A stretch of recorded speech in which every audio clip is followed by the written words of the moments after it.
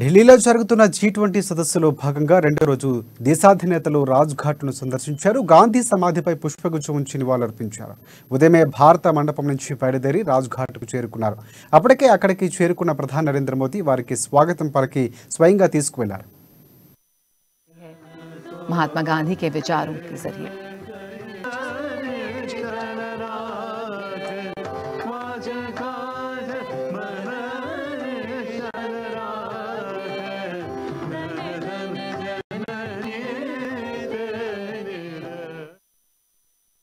మహాత్ముడి సమాధి వద్ద America president Joe Biden, Britain ప్రధాని రిషి సునాక్, కెనడా ప్రధాని జస్టిస్ ట్రూడో, జపాన్ ప్రధాని ఫ్యూమిహో కిషిడా, రష్యా విదేశాంగ మంత్రి సర్గే లోవ్రోవ్, అలాగే Turkey president Recep Tayyip Erdogan తదితరులు నివాళులర్పించారు. అనంతరం దేశాధినేతలంతా తిరిగి భారత్ మండపానికి బయలుదేరారు. సమిట్లో భాగంగా నేడు ప్లాంటేషన్ సెరమనీని కూడా నిర్వహించనున్నారు.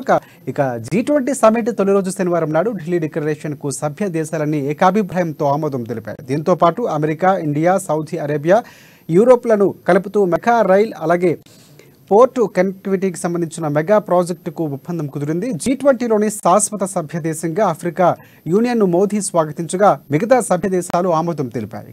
దీంతో G20 సభ్య దేశాల సంఖ్య ఇప్పుడు 21కి చేరింది.